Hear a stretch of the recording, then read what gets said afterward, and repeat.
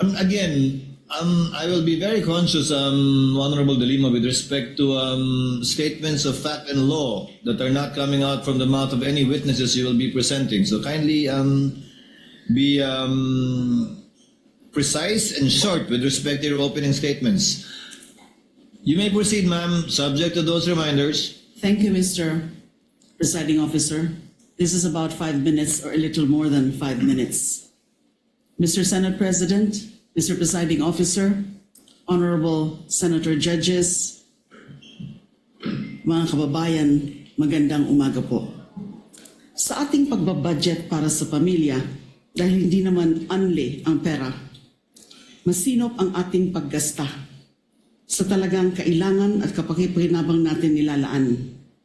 Ganyan din dapat sa pondo ng bayan.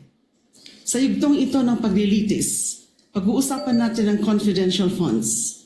Ito ang budget para sa mga sensitibo at surveillance-related activities upang suportahan ang mandato ng mga civilian agencies. That a budget is intended for confidential operations does not mean that the conduct of the officials involved in the handling of people's money is exempted from the demands of transparency, scrutiny, and accountability. Public office is a public trust. Yan ang sabi ng konstitusyon. Sakop nito ang lahat na nasa gobyerno. At ang utos na yan ay hindi pwedeng balewalain dahil confidential lang o confidential ang pondo. Ang confidentiality ay para protektahan ang lehitimong operasyon at informant. Hindi ito pahintulot para mag-imbento ng pangalan at dokumento.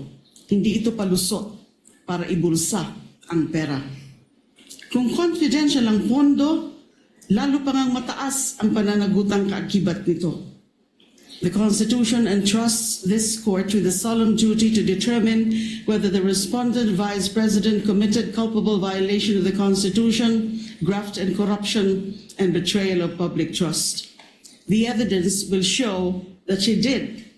This case, Article 1, is about 612.5 million in confidential funds entrusted to VP Sara Duterte through the Office of the President and the Department of Education.